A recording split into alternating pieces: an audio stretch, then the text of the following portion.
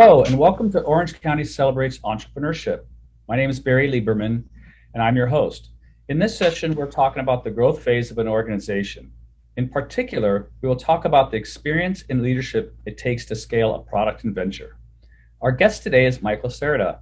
He's the Executive Vice President of Product and Engineering at Univision, the leading Spanish entertainment, news, and sports company. Michael, wonderful to see you today. Let's start off today with you taking a few minutes to tell us about your journey in entrepreneurship. Thanks, Barry. It's great to be here. I feel like my entrepreneurship track has really spanned a variety of depths over the years, and I think those depths are important to understand for folks that are considering going out into the wild and being an entrepreneur. The earlier part of my career was really a series of startups that I joined, each of which were building various aspects of plumbing for the modern day internet as we know it today. They were all venture backed, and while I wasn't the actual entrepreneur founder in any of these cases, I learned a lot about what it takes to create value. And I always encourage folks that are coming out of school and interested in being an entrepreneur to join a startup. It's some of the best boot camp you can ask for, and there's a few reasons why. And one is you get to, and I guess you have to, do a variety of roles and responsibilities. So you get a lot of exposure to various aspects of what needs to be done in a business. Therefore, you get a front row seat at value creation over time and capital. And as a result of that, you get to see the mistakes and some of the consequences of those mistakes that are made along the way by great, smart people, actually. But sometimes you don't know the mistake until it's a mistake. And that could range from poor hiring, having chosen the wrong investor, maybe some different financial management issues, thrashy process or operating models. Those are, you'll see it. But you'll also see, in some cases, what a super tight-knit team can feel like. And once you see and feel that, that's something you spend the rest of your career trying to find, because you learn that that's one of the greatest unlocks to doing this stuff. So anyway, that was the earlier part of my career. The mid part of my career is where I really dove in, and I started a company myself. I did 3 of them in a row, and developing hypotheses for value creation and getting them funded and built, and going down that windy road of entrepreneurial adventures. I stopped at every turn and enjoyed both the hardships and the wins along the way too. There were like 3 startups, and one of them was called UMA, and it was a device that people bought to make free phone calls with. And we had a much broader and bolder idea than met the eye, but our investors wanted to be like this straight up infrastructure company. So I didn't stick around after the first year and a half or so. The company eventually went public, and I got a stock certificate that, just a few years ago. It's amazing. The second one was Jangle, which allowed people to talk and text on phones without exchanging their real phone numbers. We did super well with partner distribution. We were in every major dating site and social network that there was at the time, but we couldn't capture what I'll characterize as consumer phenomenon. And that's that hockey stick kind of growth that you see in the unicorn kind of companies. So we sold the company for parts, and it was one of those things to where somewhere along the way, my founder and I, as a unit, ventured apart from our investors. Interests misaligned, and when they misalign, at some point you can't come back. So that's when you sell it for parts or shut the doors. The third one, we could spend all day talking about these. I'll try and get through it quickly, but the third one is Threadbox, and it allowed small work groups to communicate in real time, much like a Slack does today. We were a bit early, it seems, and email wasn't broken enough for enough people, right, at the time. So we sold it, and we got sort of lucky, and we sold it to a cool social network, which was called MySpace, which many of you might have heard of. And it was a predecessor of Facebook, and it came just on the heels of Friendster. The more recent years in my career have been about entrepreneurial, a different kind of an entrepreneurial track. I'll call it an intrapreneurial track, whereby I'm going into big old companies and taking the entrepreneurial spirit, mindset, and way of doing things and applying it to some big bet that a big old company has to make to see its way forward and create a new way forward. Fantastic. That's an amazing adventure.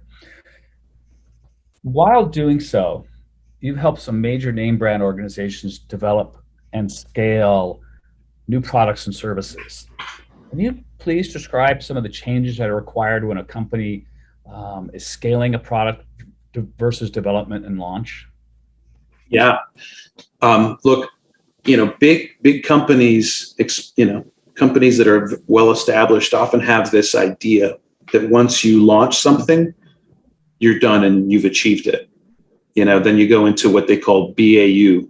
If you haven't heard the term BAU, it's business as usual.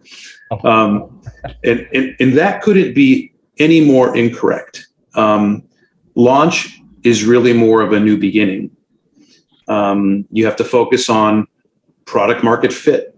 Does the market, is it liking what you put out? Whether it's sales or engagement or whatever your metric is that you're looking at, is it working?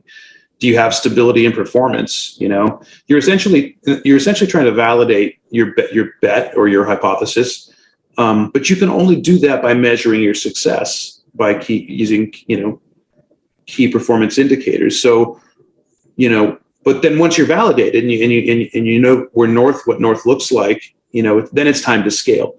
And scale typically means any means of creating more enterprise value, such as more revenue, maybe it's more subscribers if it's a subscription business, et cetera. Oftentimes in consumer businesses, you look at improving customer acquisition costs and improving retention. And, there's various tactics you employ there, ranging from performance marketing to distribution to, global expansion to product enhancements, et cetera. And these things, they're all work streams that continue on an indefinite basis. So I think what I'm getting at, Barry, is like what's happening here is there's a shift in how you do what you do and why you do what you do when you go to scale in a big company. Do you have any examples, a quick one that you might want to refer to? Yeah, I think of I went to work at Goldman Sachs some years ago, and they very clearly wanted sort of a Silicon Valley, internet entrepreneurial type individual to come in and help transform and open up what in that case was its first mass consumer business. And they created this new business called Marcus by Goldman Sachs. And it was really a digital bank. So basically this was this 150-year-old investment bank, right, that decided it wanted to get into the retail business and get consumer relationships going and build business around that. They decided to start with personal lending, and then they expanded to savings accounts. Then they expanded to various financial health tools, and they even built a new credit card, which as a consumer we know as the Apple Card. So I had to lead product and design for that effort and hire other product managers and designers that were like-minded to come in and be a part of that mission and make that happen. And that was very much one of those things where I had to remind all the key stakeholders that when we launch this, it's only a new beginning, that we will continue on various work streams and work tracks to optimize as we go. We're always going to want to get better at customer acquisition, right? Whether it's finding new channels. Maybe social media is more effective than direct mail. It probably is, right? So let's double down there next quarter or whatever, right? Then you learn from that and you apply that to subsequent quarters. Or you find a way to make it easier for somebody to apply for a loan or a savings account. You want to have some friction in there because you don't want to loan everybody in the world money because maybe there's not a great credit out there that you don't want to get in that situation. But you want to put the right pressure point in at the right time to know that somebody's serious and interested and qualified, right? So you can always optimize things like that. You can always optimize engagement. How often does somebody come in and log into their account? Are we giving them enough reasons to come in and log into their account? And actually, how do they feel empowered by our offering, right? What can we do to make them feel more empowered? What are the personas? How do we get to know these various personas that use our products, right?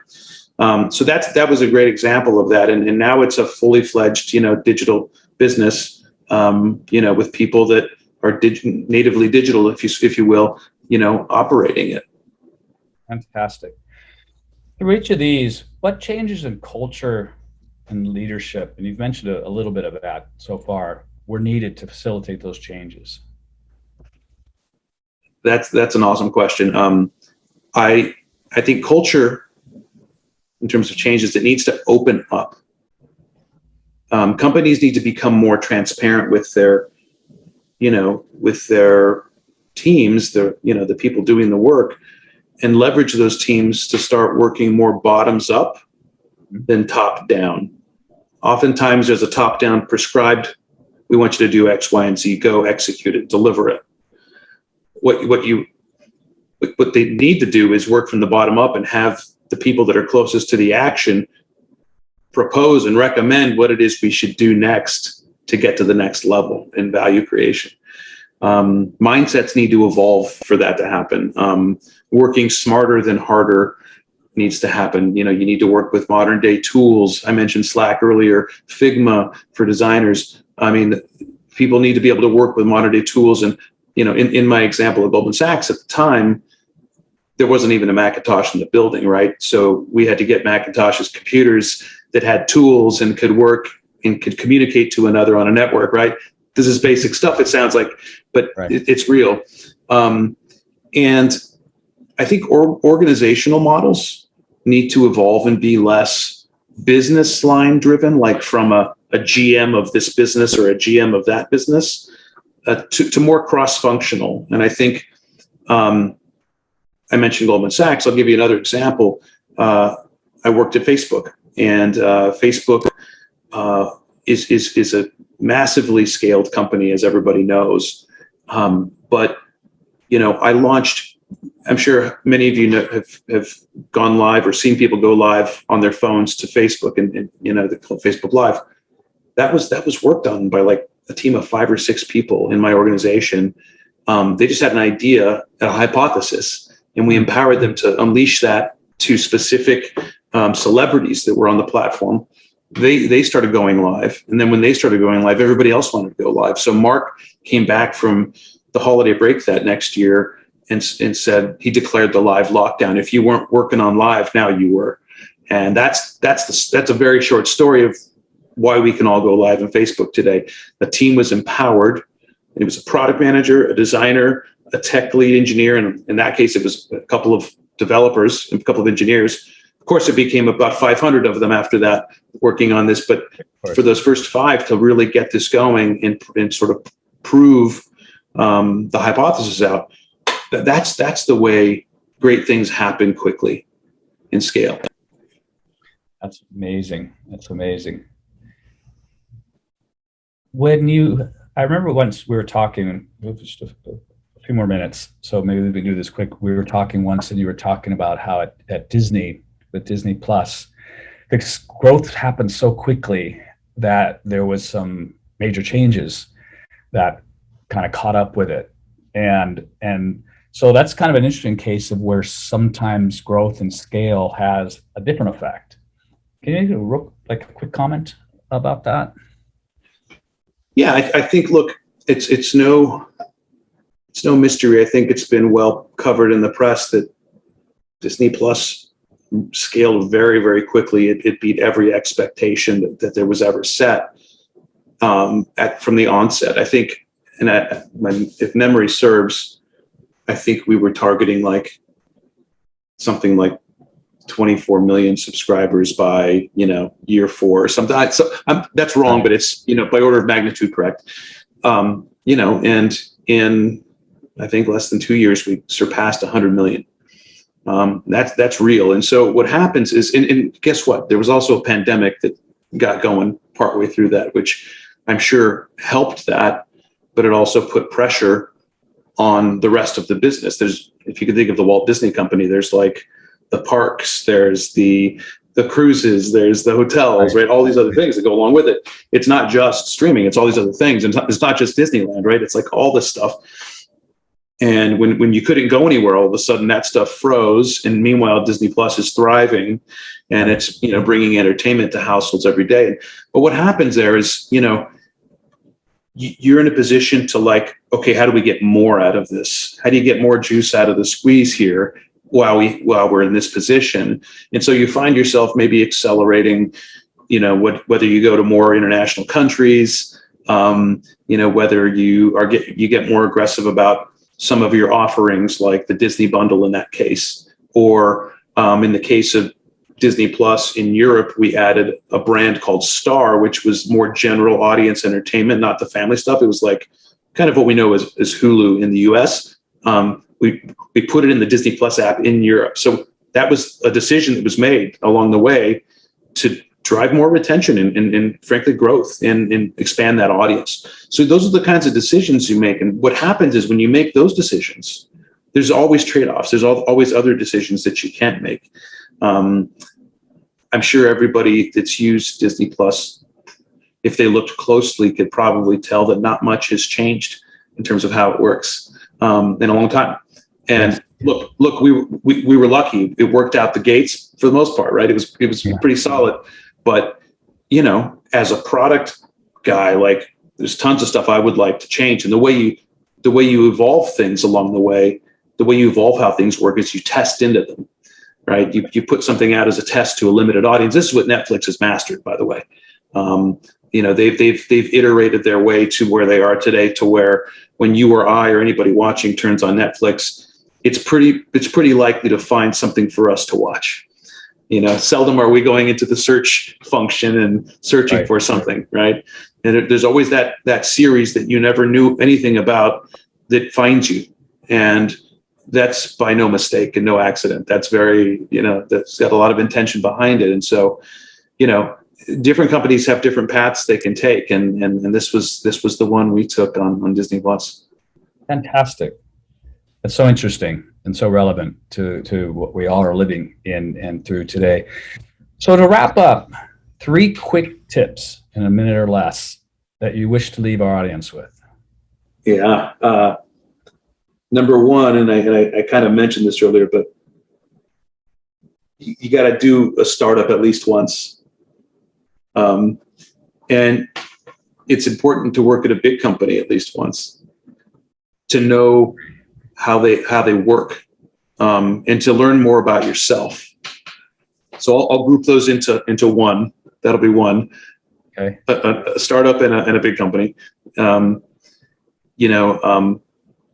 Start something yourself at least once, and it's because it's okay to fail. It turns out, if you fail at a startup in the modern day world, you actually get credit for that. It's actually, and I know everybody's in school here, in some cases it's more fondly referred to than an MBA program might be, because it's actually real hands-on and real sweat and real work and real outcomes. So that's 2. And I would say 3, once you figure out who you are and where you like to be and how you like to do it among that spectrum, just be sure not to be utopian about your position. Because whenever you're utopian about your position, say, this is the way I do it, this is the way it works, this is the way it should be, you're bound to run into a stakeholder, a boss, a partner, whatever, that isn't aligned with that exactly. So you always have to take a beat and see how does your way of doing things and thinking about things, how does it map to the way that given company or whatever it is, to how they do things? Because you're going to likely need to be the bridge builder between those 2 things. And I've seen too often, and I've made this mistake myself before, where you go in hot because you're the expert, you're the digital expert, you know how to do this, but the place isn't ready for you, right? So it's always important to remember to not be utopian and calibrate your way into a new situation whenever you get into one. Fantastic. All right. Well, Michael, thank you so very much. It was inspirational to talk, and I very much appreciate you taking the time. And we hope all of you enjoyed our talk today. Thank you for joining us, and take care.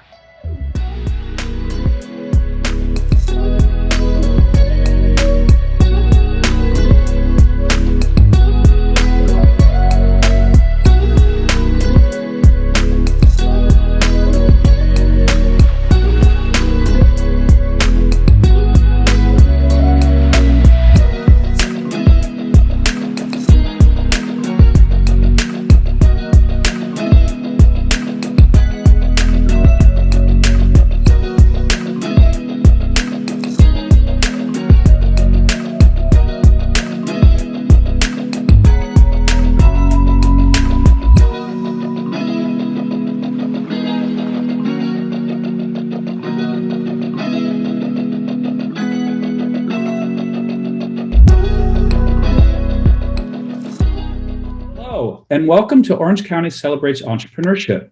My name is Barry Lieberman, and I'm your host. In this session, we're talking about the growth phase of an organization. In particular, we will talk about leading the marketing and sales efforts it takes to scale a venture. Our guest today is Howard Gordon. He is the president of Gordon Hospitality Group. Howard, thank you for joining me today. Thank you. It's nice to be here. Great. Okay, so how about if we start off with you taking a few minutes to tell us about your journey in entrepreneurship? Well, great. I come from a long line of entrepreneurs. I'm third generation in the restaurant business, fifth in the baking business. My grandfather started the cake baker and the Cake and Bread Bakers Union, was president for 40 years. I'm in the liquor and wine distribution family. So I always knew that this is what I wanted to do, but I had really great mentors along the way.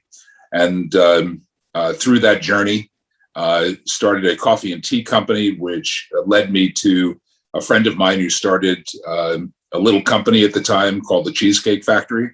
And we got together and together with our team, built the brand and got it to where it is today, where it's a close to $3 billion a year company.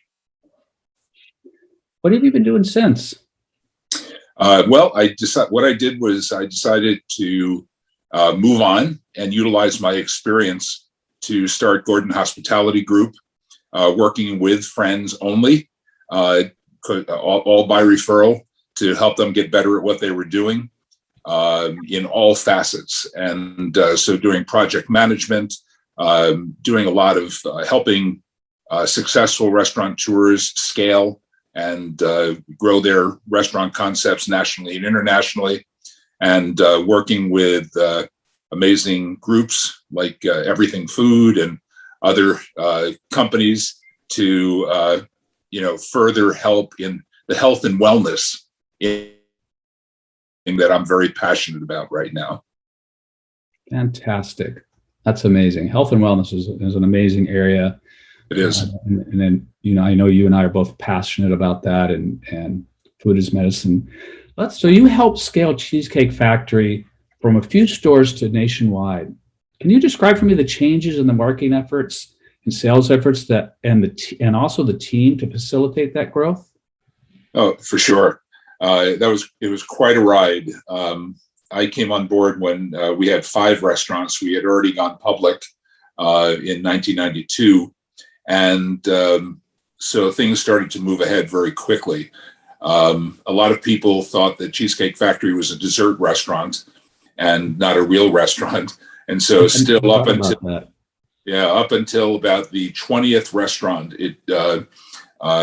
people were going, why should we go there? And then they come there and they never stopped. And so one of the biggest ones was in Chicago at the Hancock Building, and that the space we took was 7 restaurants prior to the one that we put in there. People told us we were crazy. People thought it was a dessert restaurant, and it became the #1 restaurant within less than a year within Cheesecake Factory. And one of the things that we always did was it was always word of mouth. I created the marketing. communication, business development for Cheesecake Factory. Never spent a dime on marketing. We did it in a number of different ways. Because we were so popular, I was able to connect with places like CNBC. When we opened up in a city, because we were so big, we would hire about 350 local residents. So I would get the mayor or governor of the state to come to our opening. We would have live broadcasts from the local television stations, and everybody wanted to see what we were doing, all free. We were the first company to do ads and menus. And we had a company that would find the advertisers and we would have the final approval of what went in, but every city or every location had their own ads that were specific to that location. And the company would take all the profits or the revenue from it, but what they would give us was all the printing. And so we never had to print a menu. And right now, it probably is saving Cheesecake Factory in the vicinity of $6 to $7 million a year in printing costs by having the ads. So we were the first ones to do that, which was fun. But also another thing with marketing was something that our group put together was we needed to attract a lot of general managers. We were opening very quickly. And so we had in place, which a lot of companies do, you get mileage, you get gas, and everything else. And one of the things that I decided to look into was if we talked to a car company, how much it would cost to lease the car, insure it, and be able to give it to our general managers. So we made a deal with BMW. It actually cost less than what it cost to give them a car allowance. And so it became really hot in the industry, and everybody wanted to come to work for Cheesecake Factory to get a BMW. Still to today, it's really something that they're known for. With regards to online ordering, we were actually one of the first going back a while. I helped create the first website for Cheesecake Factory. And at that time, they were calling a number in order to get cakes delivered. I set up online ordering, and it went from $600,000 to over $6 million in 1 year in online sales. So the excitement of Cheesecake Factory has always been there. Our to-go bags, another part of marketing. People still have the to-go bags from the first restaurant. They're so durable. They're used for things, and it's almost like carrying a Gucci or Prada bag, for people in Beverly Hills and a lot of other areas, and they take pride in that. So anything that we did as a company, especially marketing-wise, which were, how the restaurant looked, to-go bags, menus, were all thought out. There was nothing left to chance. And so even our long line is marketing. Even though, when we would open a restaurant, for example, we'd have 350 seats, and we would always laugh because people would line up prior to us opening, and how many minutes would it take to fill it? The quickest time that we did was 9 minutes, and it was something that the television station picked up. And, so these type of things, that kind of excitement just was great. And our marketing team was very small. At that time, it was me and an assistant, and maybe one other person. And but the team, which I think is much more noticeable, was at 10 restaurants. A lot of people in the first group of of managers as well as executives left because they didn't like that it wasn't a mom and pop operation anymore. Then the next one pretty much was at 75 restaurants. And we lost another bunch of people because it became cookie cutter in the sense of how the restaurants looked, but we were really speeding up the process of, opening the restaurants. But after 75 restaurants, things started to stabilize. There's many layers of management, and so the team itself grew obviously along with the number of restaurants, but we just became much more organized. Fantastic. That's amazing. I think what's particularly interesting is that you focused on word of mouth and also earned, media. So, in the sense that you were doing PR, events, all of these things that create word of mouth as opposed to advertising, paid advertising, right? So, those types of promotions are always the most viral. And I think that's really important for people as they're forming a business and looking at growth is how can you, create that network, that viral effect? How can you create a culture? You brought up the idea of the bags and all this and the way the stores looked. And I remember seeing the ads in there. I think I told you I worked at the second one in Marina Del Rey that just took off and went crazy. We were always shocked at how busy it was up until it closed at midnight. Right. And it's I think that was in Marina Del Rey. And in any case, the point I'm trying to make is it was just became this big word of mouth. It was not only were the desserts amazing, but the meals were amazing, and the price was reasonable, and the portions were huge. Right. So it created this whole, I forgot the word, but this whole buzz that was always around it wherever it went. You talked about the changes as you grew. Talk about the changes in the culture and the leadership, to facilitate those changes. Well, the one thing that we were always very happy to have was David Overton, who is the founder of the company. And he's still involved to this day. And we are, very close friends. We had a very small executive group. It went anywhere from 5 to maybe, 10 people, depending on who was coming in. But the one thing that David always said was, look, you guys can all make decisions, but just know that I'm the only one that can't leave. And so, he goes, so make your decisions wisely. And so the people who succeeded in being there, ran the company as entrepreneurs and did our jobs as entrepreneurs, as opposed to it just being a job. And people who did it just being a job didn't make it. They stayed only a short period of time, no matter what their title was. And there were some pretty hefty ones. But when you have a wonderful entrepreneur like David, there's no one thing you're going to bring to the table that is going to massively change the direction of the company. So you have to be able to put your ego to the side and work as a team. So, again, it's, it made a big difference. And like I said, as the company grew, we had to be much more organized, but we were traveling a lot. At times we were traveling 8 to 9 months a year.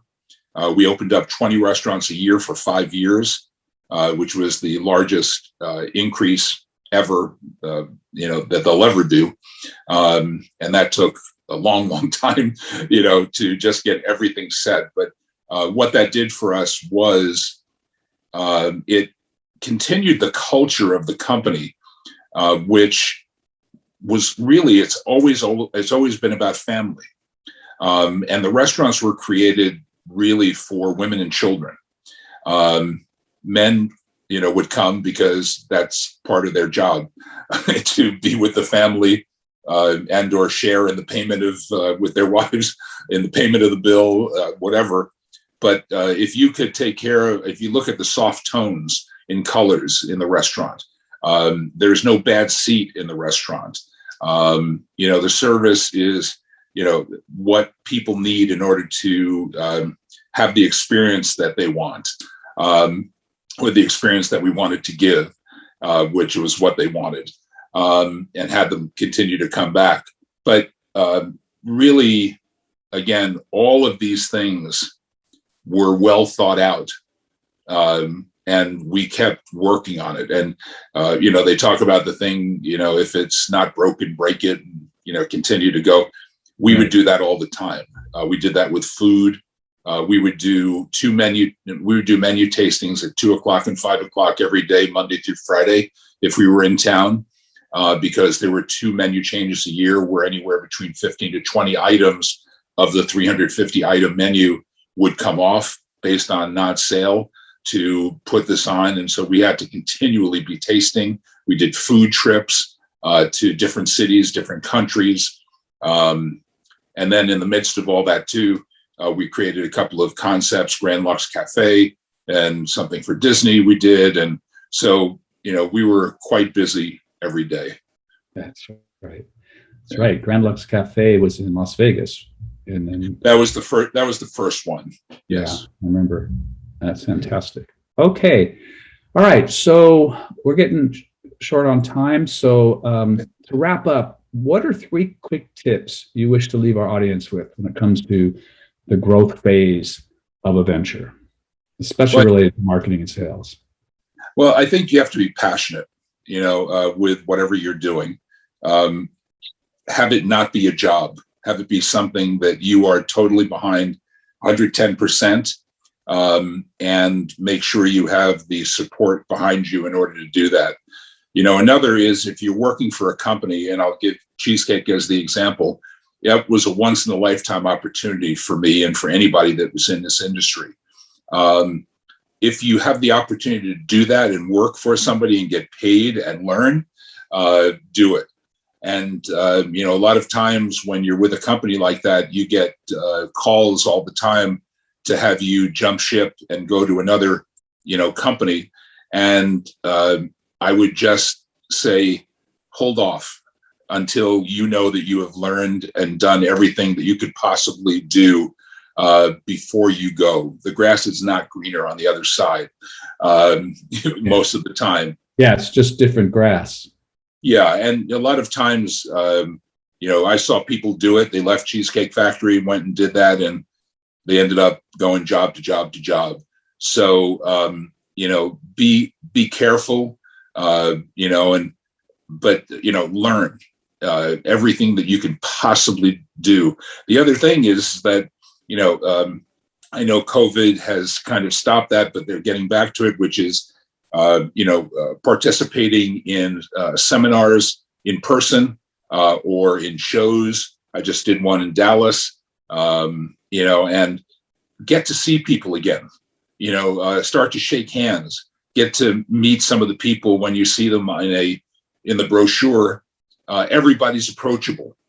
And that's how you make contacts in the industry. I did that, ever since I was, out of college. Or through that. So that's one. And then, again, parlay then your experience, like I did, into your own business.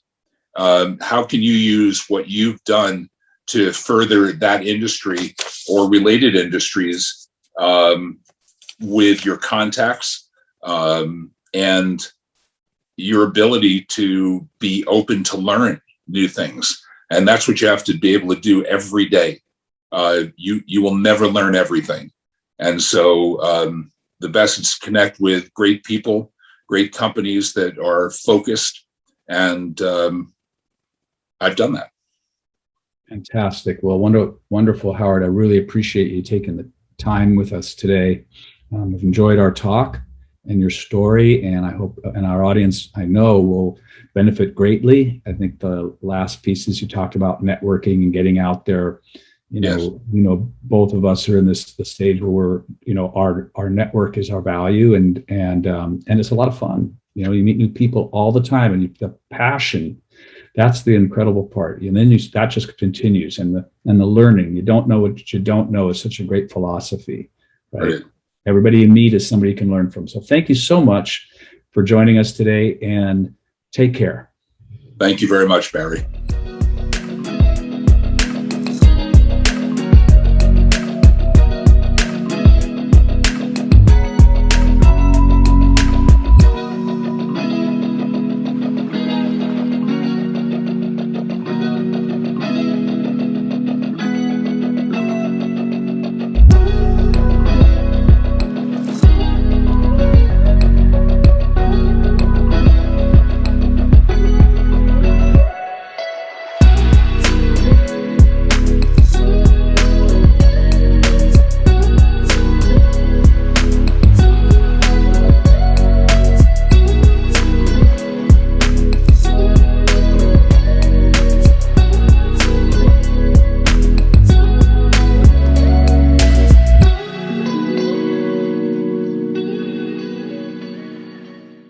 Well, hello, and welcome to Orange County Celebrates Entrepreneurship.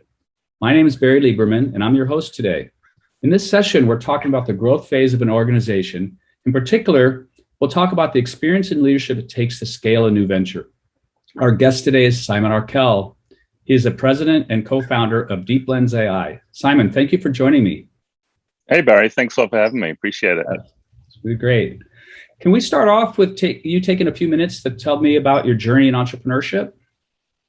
Yeah, absolutely. No, I appreciate the opportunity today. I've been living in Orange County now for 25 years, but the journey started way before that. As you can tell, I'm not from these parts by my accent, and actually came over to the US 35 years ago on an athletic scholarship, and I was training for the Olympics in pole vaulting. Ended up representing Australia at a couple of Olympics and having a fun career. But I always had the entrepreneurial bug in me. So when I first moved to Albuquerque, New Mexico, for my athletic scholarship, I started my first company. And I was very excited to do that. Basically, created a calendar to hand out to students free of charge. And I would go door to door and sell advertising space on those in order to, cover the cost and make a profit. And that, taught me a lot about scrappiness as an entrepreneur, taught me a lot about cold calling and sales and techniques. And I ended up really loving and evolving, towards this kind of sales and business development focus in my career when I did the startups. So that evolved to me moving to San Luis Obispo to Cal Poly, where I was going to business school and training for my second Olympics. And I started a company out of my apartment there, basically buying software CD-ROMs when that was a thing still and wasn't all just delivered over the internet in 1994, and would ship the big boxes of these software games down to a friend who worked at a computer store where he would sell them at retail, and we made a big margin on those. So I did that over and over again. So that was really fun.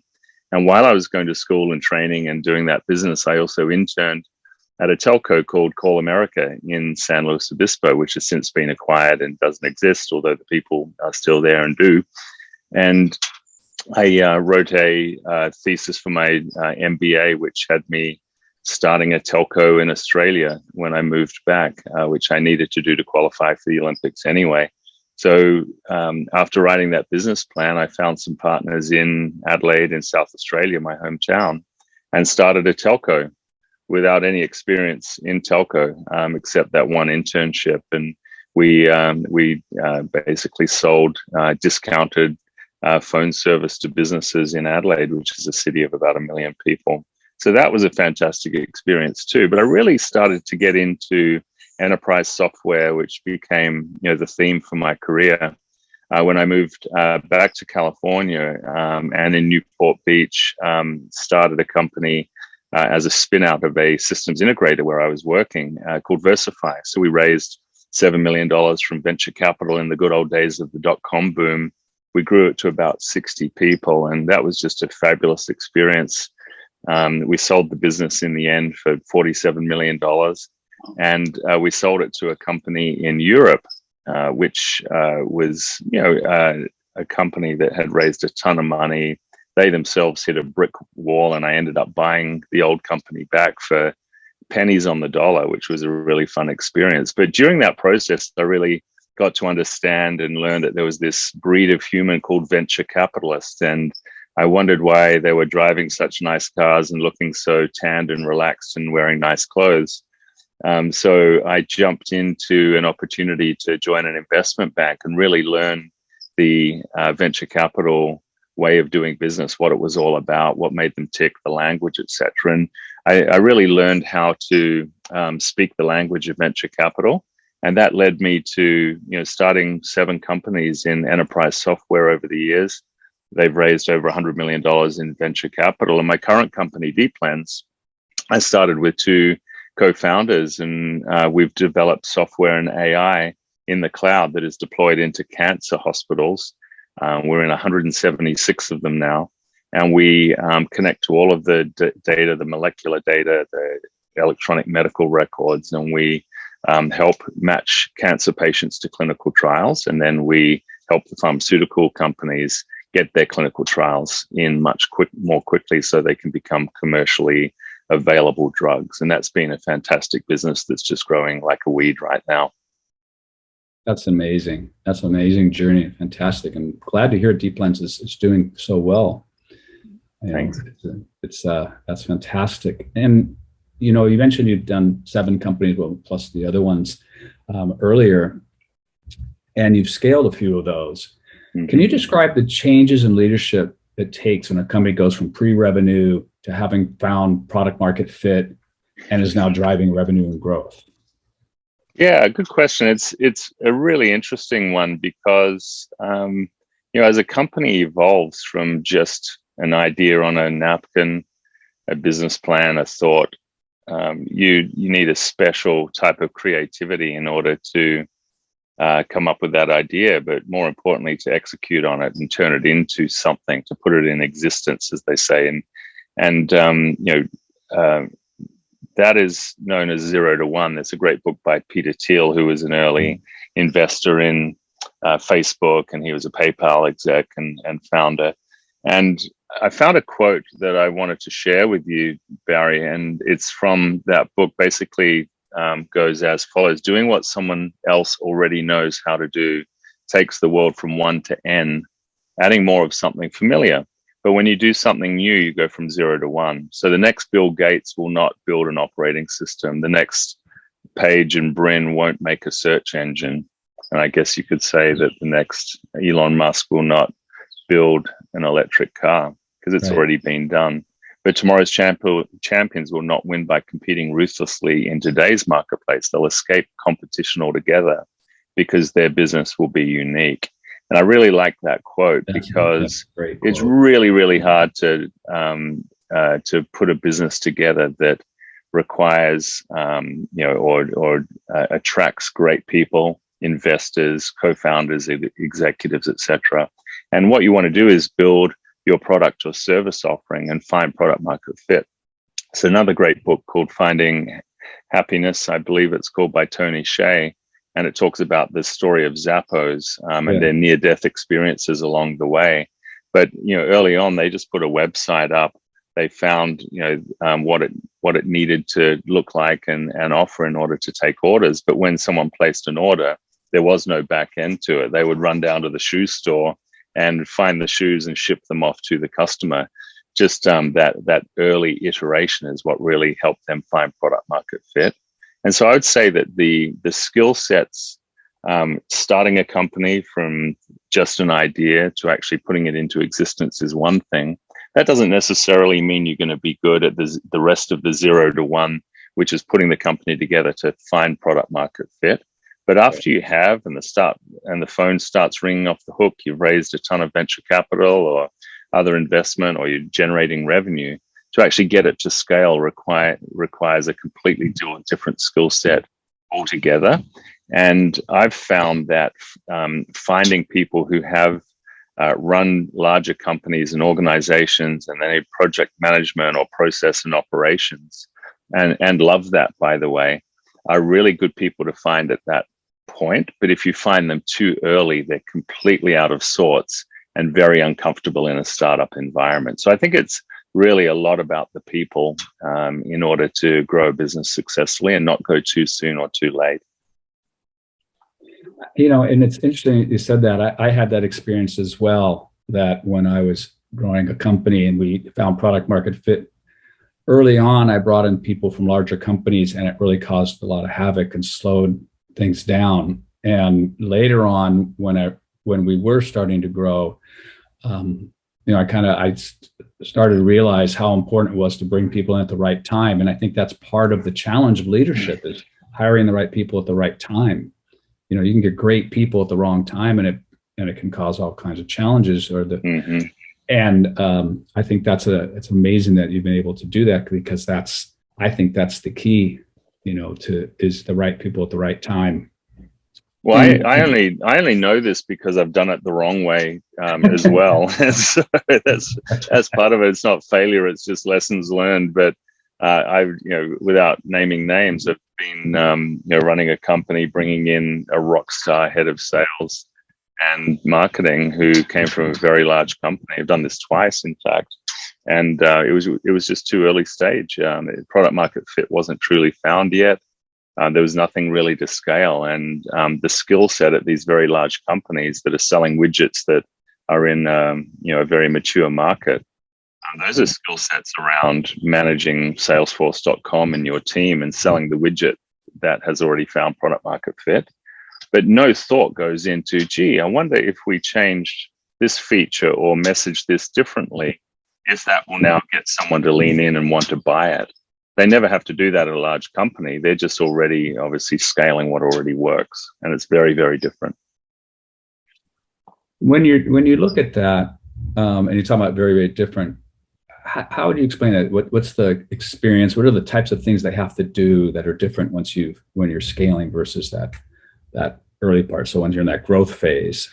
Yeah, no, it's a good one. So firstly, the methodology and process is probably being put in place through iteration over the months or years as you're finding product market fit. And with Deep Lens, we have a two-sided market. It's a marketplace like Uber. Uber doesn't work without the drivers, clearly. We deploy our technology and services to cancer hospitals around the US and soon internationally. And we think we've already found product market fit because we have a lot of velocity in that sales process. Well, in order to get those initial sales done, we learned a lot. We put together the right messaging. We've then found repeatability. Repeatability comes before scale. And that repeatability led us to create kickoff meetings and processes and implementation and integration meetings, the right documents to send off to the different data vendors so that we can more quickly get access to the data. The BAAs, as they're called, business associate agreements, to get access to the health data or the patient data. And these processes are put in place such that when we're now ready to really scale to hopefully thousands of hospitals, that can be taken by a person to refine and then put into a process that can be used by anyone, not just the people who created them. But then on the other side of the equation, you've got the sponsor, which is the pharmaceutical company, biotech pharma company. Think of AstraZeneca, Merck, etc. And they want us to help them by leveraging the footprint of data that we have in those hospitals. And in order to win those deals, we've put our own processes together, and those continue to evolve. The kickoff meetings, proving the value, etc. We're a bit behind on that compared to the footprint side because one had to happen before the other could begin. But the people we're now looking to bring into our company are those that have run this at scale for much larger companies. And we feel like we're ready finally to do that. But had that person or people come in a year ago, it would have been just way too early.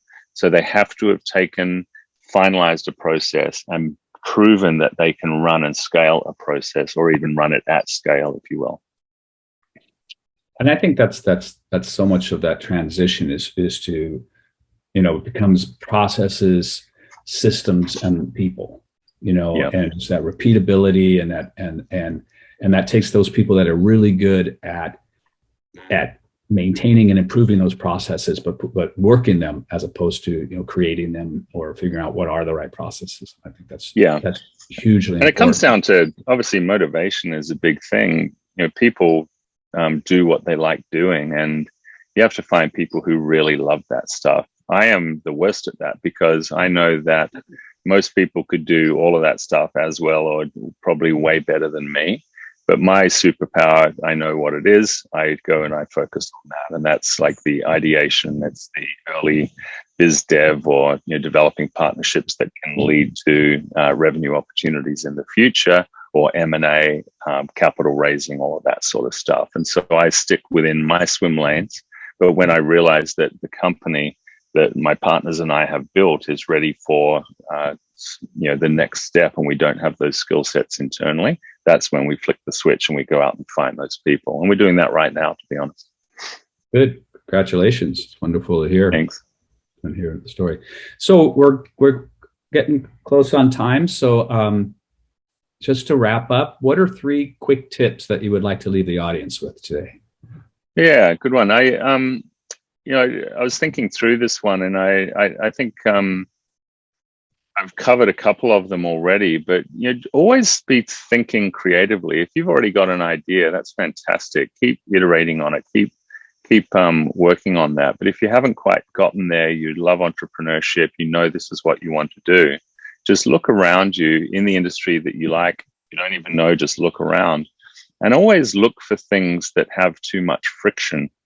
So there have been some great successes in history that have taken technologies that have been proven to work in one industry, vertical, or segment, and then just taking that and applying it to another industry that's stodgy, slow, too difficult. We did that in my old company in Newport Beach, and my first venture capital-backed company, Versify.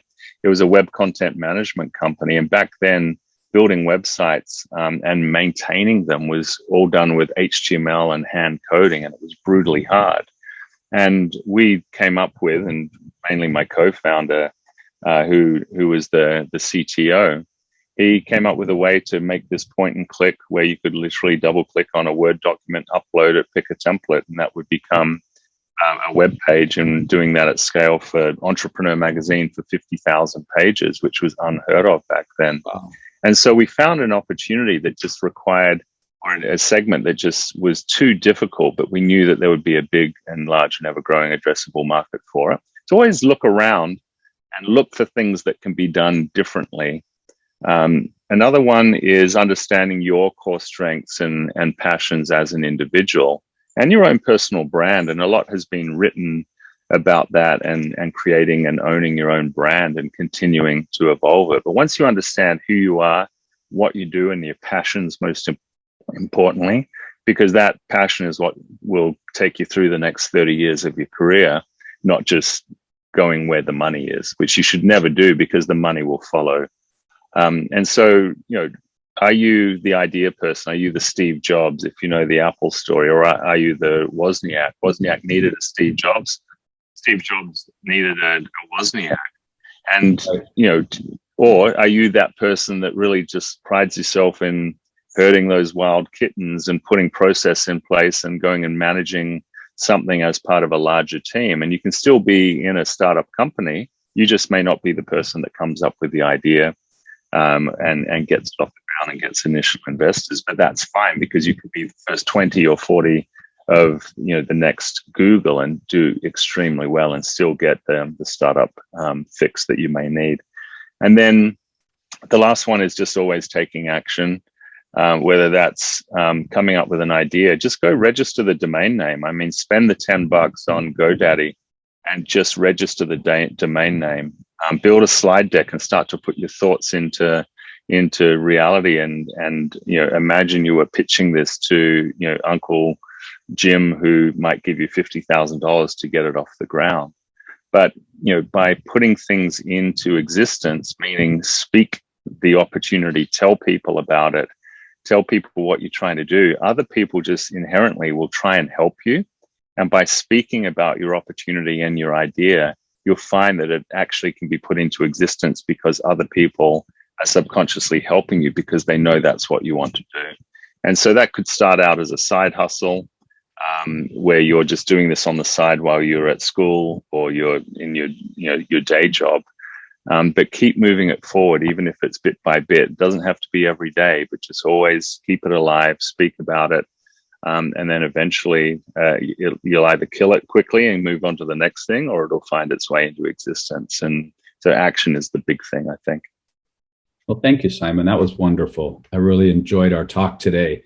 Those tips are amazing. And I've been down this road myself a lot, and I'm teaching, and I wrote them down because I realized, what? Those are just great tips. And finding friction, finding that problem to solve. I'm always trying to emphasize that with students and when I'm coaching is, don't be product first, be problem solvers, solve a problem. And like you said, the business and the money will come.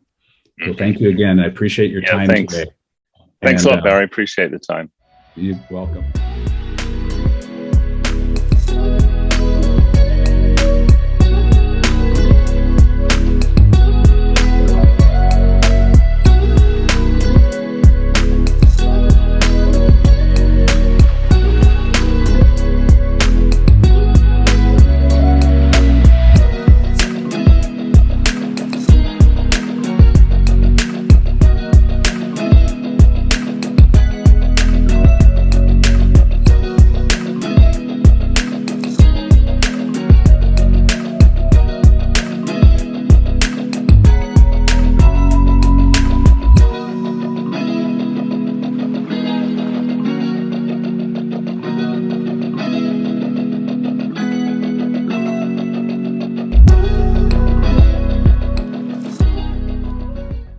Hello, and welcome to Orange County Celebrates Entrepreneurship. My name is Barry Lieberman, and I'm your host. In this session, we're talking about the growth phase of an organization. In particular, we talk about the rapid growth funding to scale, venture, debt, and government. Our guest today is Len Brandt. He is a longtime venture capitalist in the health and med tech industry. Len, wonderful to see you today. Welcome. Well, thanks for inviting me, Barry. I hope I'm not going to totally waste your time. I don't think so. I never have in the past. Never let me down. Uh-oh. Let's start off today with you taking a few minutes to tell us about your journey in entrepreneurship. Okay. It started right away after business school because I jumped into an industry that wasn't even discussed at the B school's standard courses back when I was graduating. I'm an old guy. And that was venture capital. And really, there was two words that you never saw on the B school campus, but the industry was starting to be something. So I started with Norwest Venture Capital. Norwest isn't a name well known anymore in financial services. It was a very large bank holding company, and it merged with Wells Fargo. So today, Norwest Venture Capital is the only brand that didn't change its name to Wells Fargo. So my entrepreneur life started immediately. Actually, it started before that because I was an entrepreneur at 16 and 17, and that's another part of the story you probably don't want. So I did that for 10 years at Norwest Venture Capital. I became the healthcare life science guy, not because I had any useful background, but because nature abhors a vacuum. And there was a vacuum at Norwest in healthcare and life science, and so it sucked me in. There you go. After 10 years, I had accomplished my sort of 5-year plan, my 5-year goals. Like most good plans, if you accomplish them in 10, you're doing well. And I wanted to affect things more. So I thought I needed to be outside of the one step removed of venture capital and be more active involved with new ventures, and have been doing that ever since. I did spend 10 years founding one that I ran for 10 years. There was another that I founded and ran for a few years. And these days I'm involved with several in a very proactive sort of, sort of like a professional co-founder in a way, sort of like a more active advisor in a way. So does that sort of capsule it pretty well? Yes. Yes, very well. Thank you very much. That's fantastic. So that's been an amazing journey, and you've spent all this time in venture. When you look at that, let me ask you, how do you distinguish rapid growth capital, or when it's rapid growth, from, seed or post-seed? And there's the term Series A. I mean, where is it that as a VC you look at it and you say, well, okay, now this company's, about to take off and we need to pour some fuel on the fire?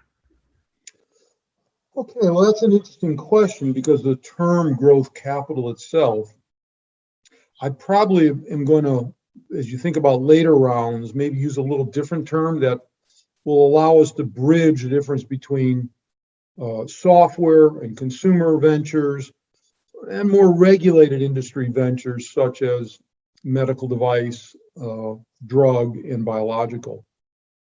And so I think I'd like to offer the notion that those later stage ventures, we could think of them as post proof of concept.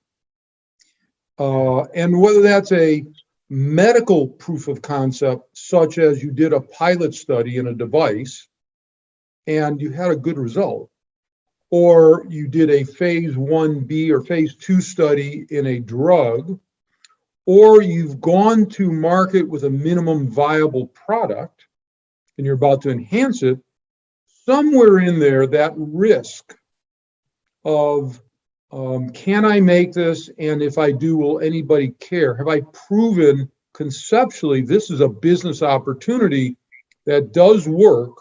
And now let's grow it. Now let's embellish it. Mm-hmm. So I tend to think that when we think about later rounds of venture capital, that risk has been mitigated dramatically. In fact, that's sort of a useful point from a professional, if you will, venture capital viewpoint. Those ventures are often risk mitigation strategies to put risks to bed in different stages. And there's a lot of focus on that. So my comment is probably a little bit more institutional in that regard. And I think that's what you're talking about. You're talking about things where the marketing model has gotten approved. The biological utility of the development has gotten approved.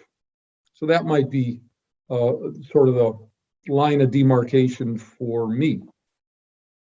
And I think that the investors that are willing to take that early risk, like, I'm not sure this is going to work, whether it's going to work from the dogs eating the dog food or a development, is different from the investor who goes, okay, I see it's going to work. Now can we get, and I'm willing to pay and recognize that value. Now can we increase that dramatically with significant additional capital? And I think that's a different investor. Right, and I thoroughly agree. And I think you nailed it when you look at it and you say there's got to be a proof of concept, and not proof of concept just of product market fit, right? But proof of concept of the business model, right? You and I have been working on a project that you've been advising, and we've got a number of times where we've had product market fit, but not proof of a business model. And it needs to have both. And I think that when those both are proved, as you said, then a concept proved, then now okay, we've got a market, we've got a product fit, and we've got a model. Let's scale. And it's a different thinking, a different level of funding. The sources change, and I think that's one of the things I wanted to bring up next is, what levels of funding are typically used when you're in rapid growth or growth stage and source of those funds. I think there's a range of those. VC is one, but in your experience, what have you seen at that stage? Well, I guess a thing that typically comes out at me when I think about that, first at least, is the quantity of dollars we're often talking about are just larger.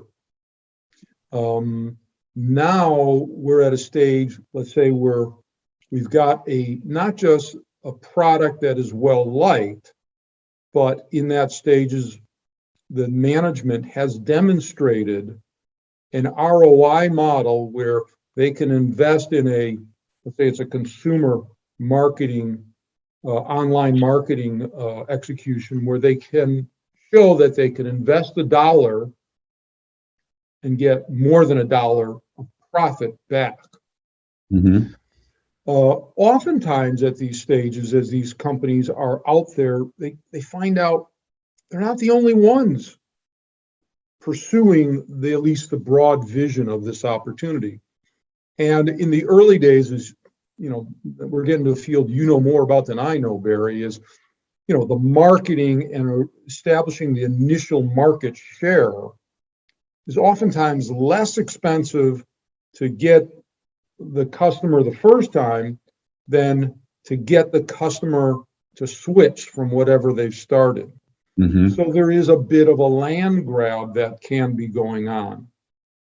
So for whatever set of reasons, that being one, but it's true also in the medical world where there's a technological development and the cost of a trial that reaches proof of concept with early capital was smaller than the capital it takes to now do the pivotal study.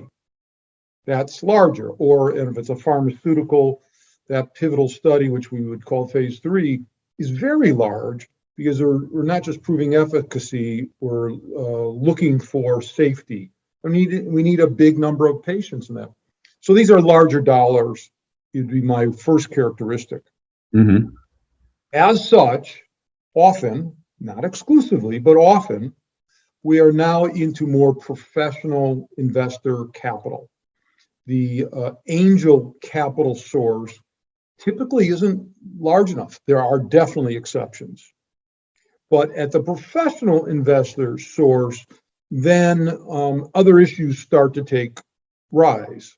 The experience set of the management team, not just being in fantastic entrepreneurs, resourceful, and getting things done efficiently. Sometimes now there's larger dollars at work, and the experience on a larger dollars is more important in that later financing, so that the cost of the experience curve has already been paid by the experiences of the management prior to this deal. So, so that's my main point, would be larger dollars typically means more institutional, professional type capital than typically individuals able to finance the scale of that financing.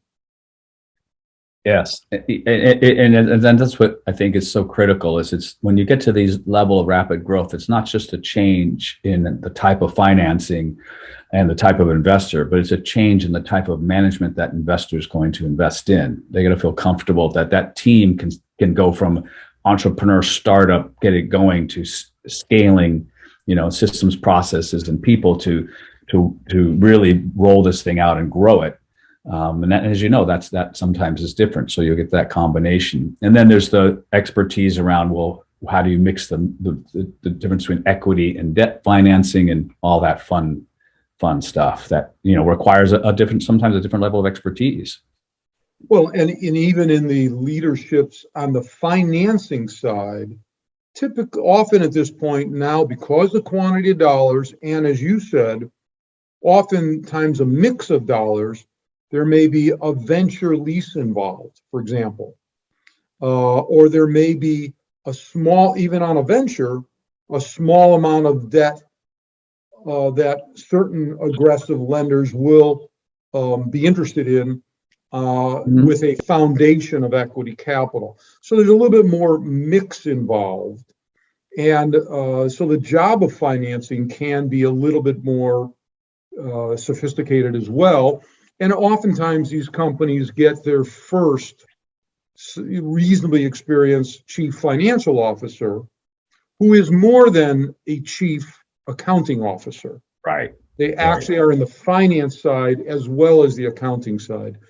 So that'd be an example of your point that the managements, they don't necessarily change as much as they may add key competencies that and are appreciated by the capital as well, because every investor wants to leverage their dollars as much as they can with leadership that can make use of those dollars in a maximum way, choosing equity when they need equity, venture lease when they need when they can execute that. So there's an ROI to even that investment in that management new set of experiences.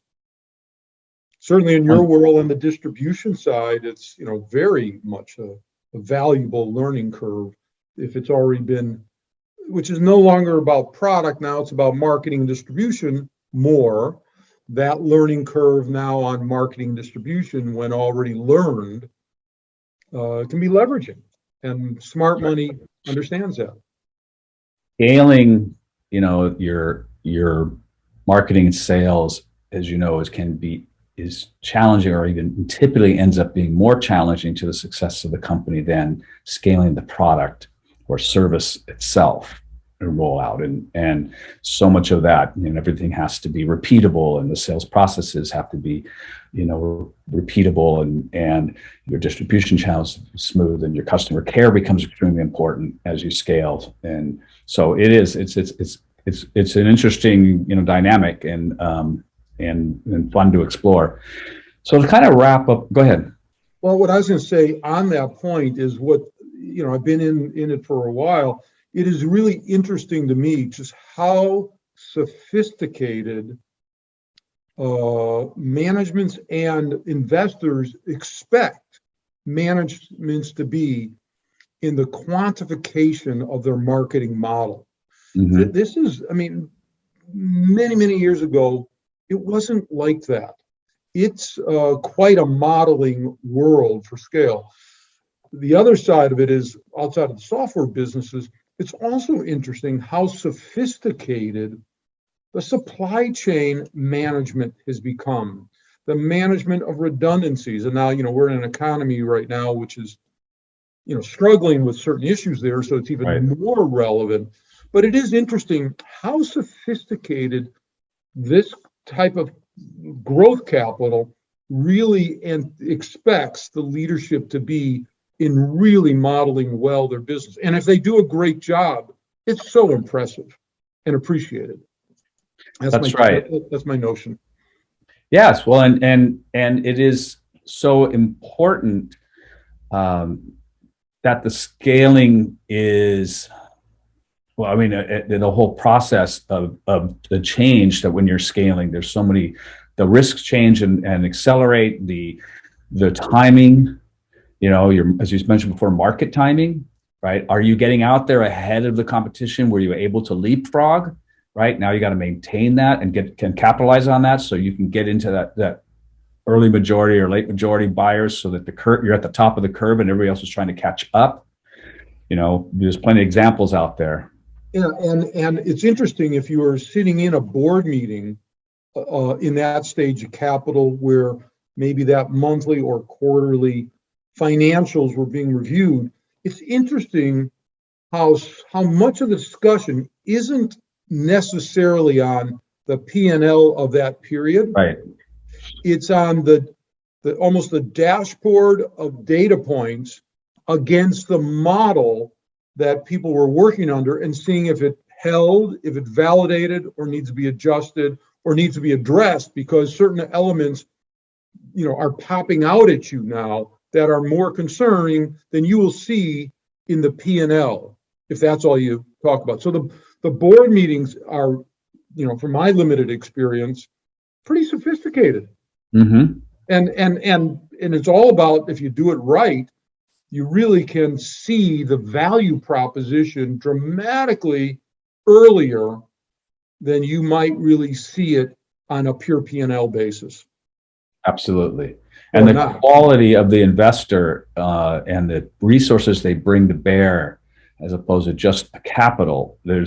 At this level, you're looking for investors even more so that can bring you tremendous resources. They may be very strong in distribution or logistics or software development or demand generation and customer, relationship building or partnerships, right? That as a company, you need to be looking at who you're looking at as a venture capital partner or a PE partner or however, bank as well, because you want more than just the money. You want the resources they can do to help scale and reduce that risk. That's an excellent point, because this is the stage typically when that dialogue amongst your investors that you already are involved with and your management team starts to be often quite focused on strategic partners, because they bring a channel to the table that isn't in your plan for immediate, or you can leverage up. So the whole strategic investor is much more, in my experience, much more actively pursued, contemplated, discussions, and that takes more time. But that's one that gets well introduced quite often at that stage of the game. Absolutely. Well, just to wrap up, so we're getting short on time, would you have a few quick tips to the entrepreneurs that are listening today? Well, one that I use at all stages. So yes, and it's a little bit of an investor psychology tip, but it's this. Never underestimate the value of a great analogy. I mean, if you think about it, a company is trying to communicate its excitement statement really in that very first part of the discussion with, anyone, but so let's say a new investor. And you can take quite a bit of time to explain what you do and how you do it and why you're innovative. To the extent there is an analogy out there that has already been successful, made a lot of progress and money. And you can say, I'm like that, except I do it in this channel instead of that. Or in sales, and marketing to capital is still sales, I really appreciate a fantastic analogy. It gets the message across on the excitement statement, and it has usually a positive spin because you're not bringing up failed analogies, you're bringing up successful analogies. So that would be one that I jump into. A second tip as a management team that comes to my mind on the subject we're talking about, that management is, it's always appreciated when the leadership and the board has recognized that they now have a new set of tasks, big tasks. And the greatest investment that investors like to invest in is experience management. It has the biggest leverage effect. So in any financing, I'm often thinking about a new face to the game to address a new or a more important need, and moving the company up the experience curve. And like the example of the CFO, one that we used before, maybe not such a big deal in that earlier phase, but can become a big deal because cash flow is a big deal in the growth phase for sure. So I love to be able to bring a new face to the table. And here's a second reason. It's corroborative. It tells the smart. So I use the analogy that, this is my analogy, smart money doesn't like to walk into a room where it looks in the room and goes, uh-oh, I'm the smartest guy here.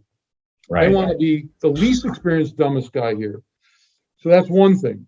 But the smart guys in the room, the management team, they've been in that room a while, they're invested and they're biased. They love to see somebody else coming into the room, whether it be a strategic investor or a senior member of management now focused on an important task for the next stage. They love to see somebody joining that venture when they are, right then and there. So I love the management enhancement feature for corroborative psychology. That's a couple things that jump out at me. Push me and I'll tell you more, but no, I think that's all we have time for. I think it's all we have time for. Well, Len, thank you so much. We greatly appreciate you taking the time. I know you're very busy, and the audience will appreciate this very much. And I hope you have a great afternoon. Thanks for inviting me. Fun to talk to you. Adios.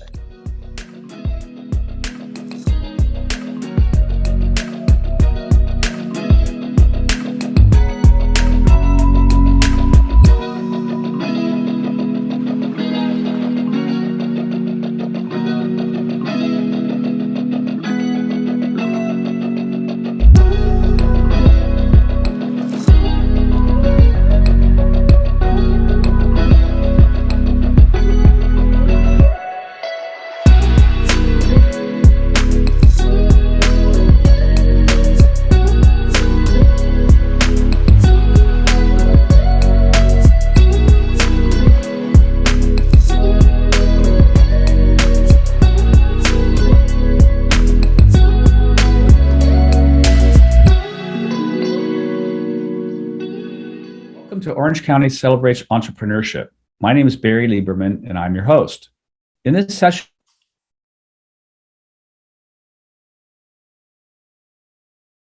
focus. Our guest today is Brett Eldridge. Brett is an advisor, mentor, and board member at enterprise technology and services startup companies. Brett, fantastic to see you today. Hey, Barry, it's good to see you as well. Good. Well, let's start off today with you taking a few moments to tell us about your journey in entrepreneurship. Sure. I think everybody's got a unique journey, right? I actually, I got an undergraduate degree from Cal Poly in engineering, and I went and worked in a defense contractor for about 4.5 years doing radar engineering, which is probably almost the exact opposite of entrepreneurship, as you can imagine. And then I went back to Cal Poly, got an MBA, and kind of fell into cybersecurity and cryptography and related fields. The reason I mention that is after I graduated, with my MBA, I went to go work at Hewlett Packard, which at the time, and I don't know, call it 100,000 people. So it's, not a typical traditional entrepreneurship start. But while I was there, I was, building and creating their internet security consulting organization. And I got tired of the big company. HP at the time was a great company, so it was nothing about HP in particular. But I just wanted to do my own thing, and so I teamed up with another guy. His name is Rakesh Lunkar, and then we ended up adding a third founder, Nir Zook, and we started a company doing managed security work called OneSecure. And, we raised 2 rounds of funding. This was back in 1999 timeframe. We raised a Series A and a Series B. And then, the tech crunch of 2000 hit, within weeks of us raising our Series B. And, that affected a lot of companies during that time in the tech space, and a lot of people. And we ended up pivoting the company. We ended up moving from a managed security provider into a product company, security product company. And then OneSecure got bought by NetScreen. When NetScreen got bought by Juniper, and Juniper's still an ongoing company now. So after OneSecure, I went and I spent a year with Juniper, and then I went to go work in another startup called Infoblox. They're in the tech space. Not so much security, but network infrastructure services, but a high-tech startup nonetheless, venture funded by some really good VCs, Sequoia and others. Left Infoblox, and then I went to a company called Palo Alto Networks. I joined Palo Alto in February of 2010, and kind of the story there is that one of the other founders of OneSecure, Nir Zook, had founded Palo Alto Networks. So I spent about 6.5 years at Palo Alto Networks in my operational role. Fantastic. It's an amazing story. I mean, Palo Alto Networks has an incredible growth, and you had worked with some major companies at this time. Now, either HP, which has always been one, but these Juniper, and now Palo Alto, which are main brands in that industry.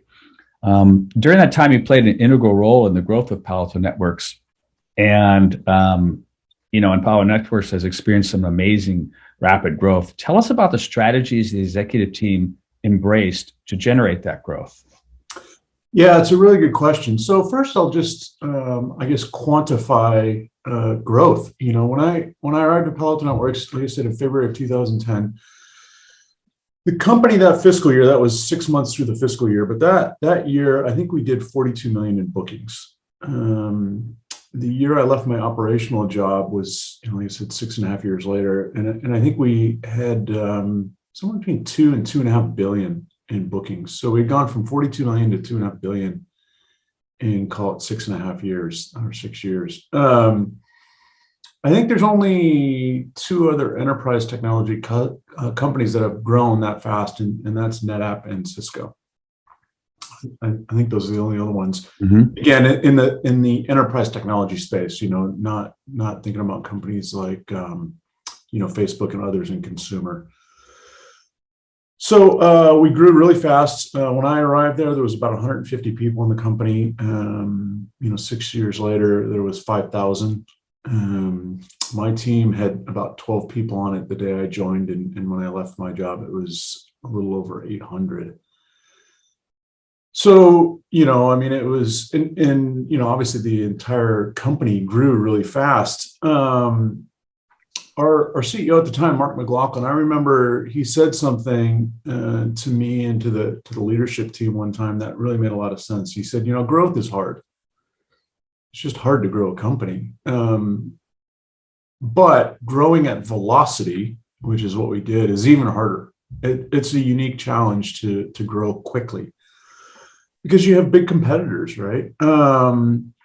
So I think, some of the things that we thought about are you really need to have leadership in the company that has not necessarily gone through that growth, because like I said, there's very few companies that have done that, but leaders who know how to, what I call, look around corners, to understand what's coming and plan for it in advance. Because there's a lot of challenges growing that fast, and if you don't plan in advance, then when you get there, and when you're adding, we were adding 2,000 net new customers every single quarter.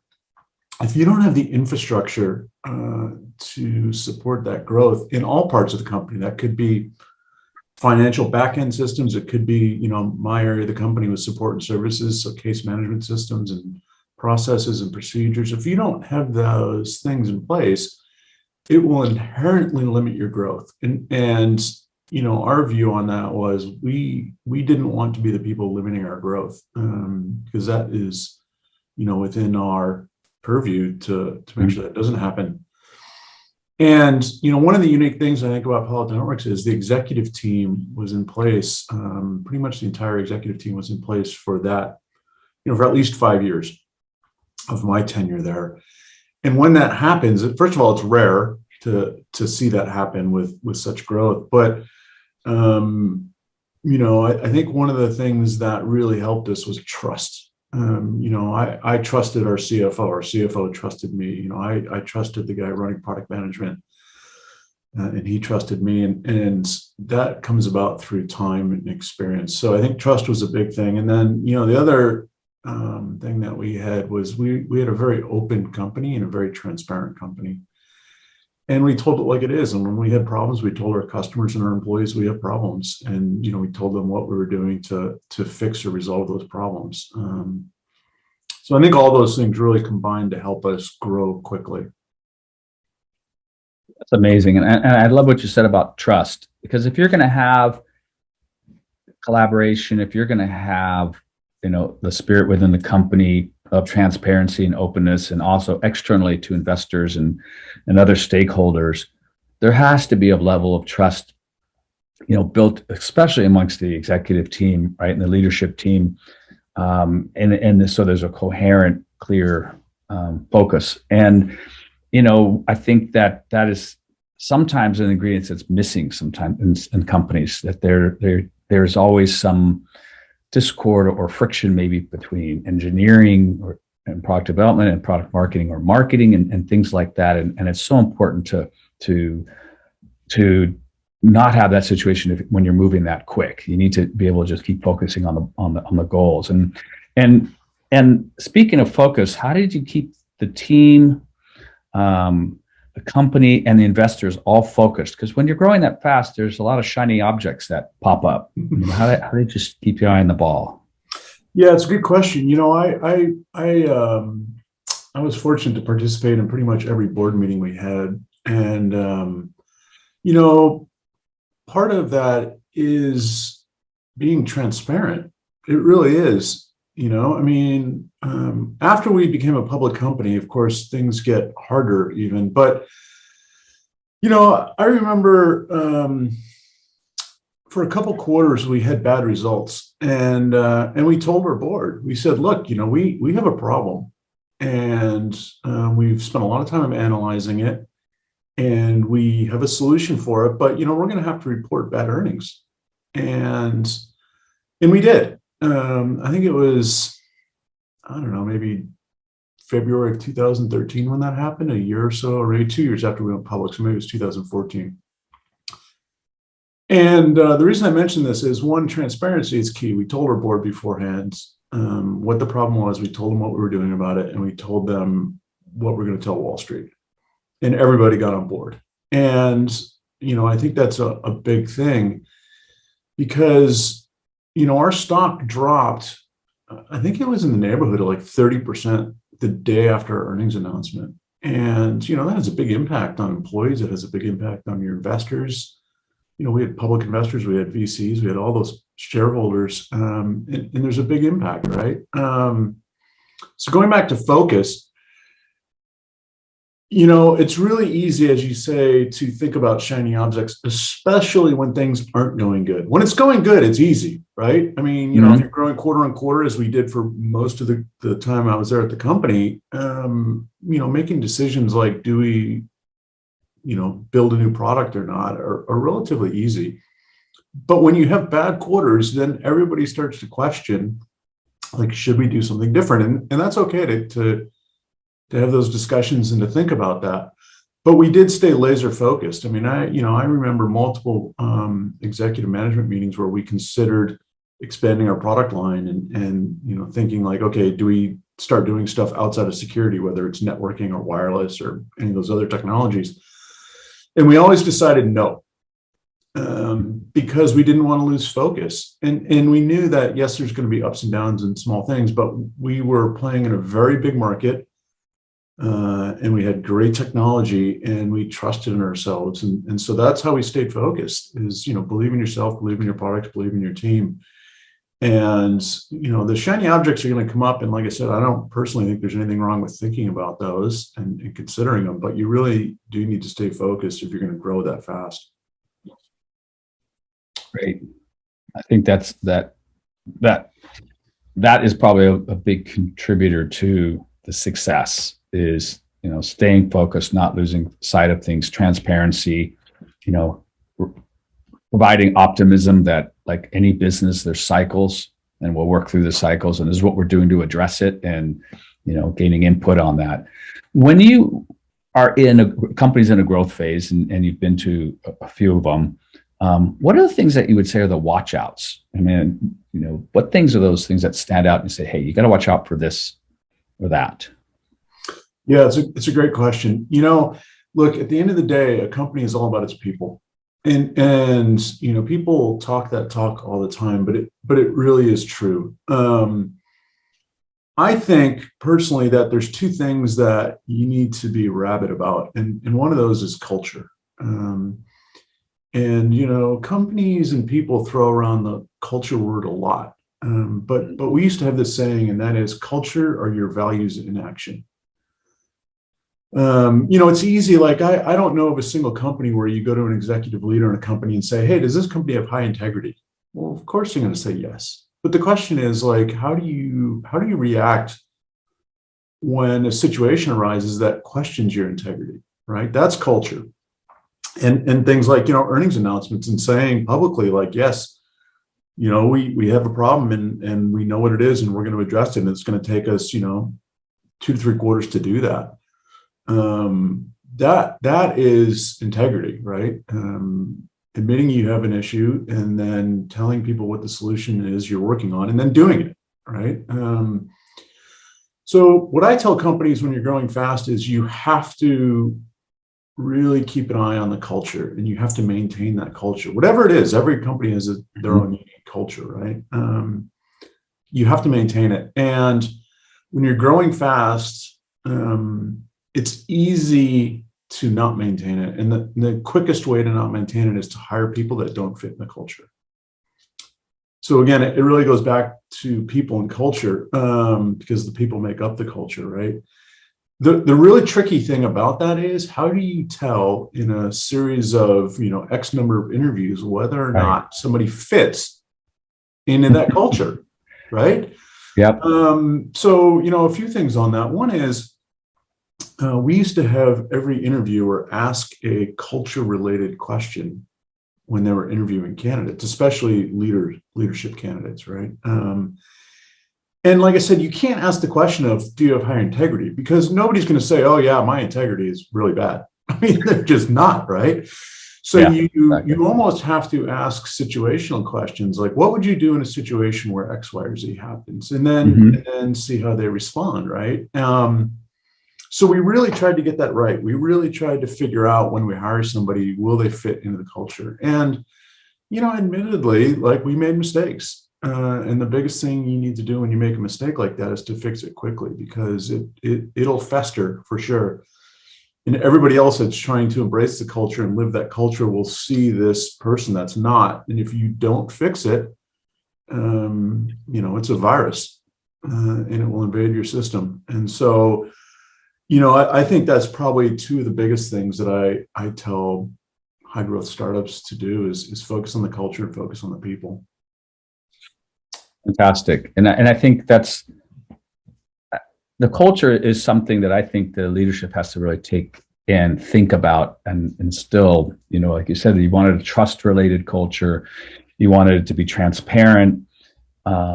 You need to hire people in that are like that and maintain it. And you hit on a key note that I think happens, and I've experienced it in the companies that I've been a part of and have led, is when you don't pull the trigger on something that's not working quick enough.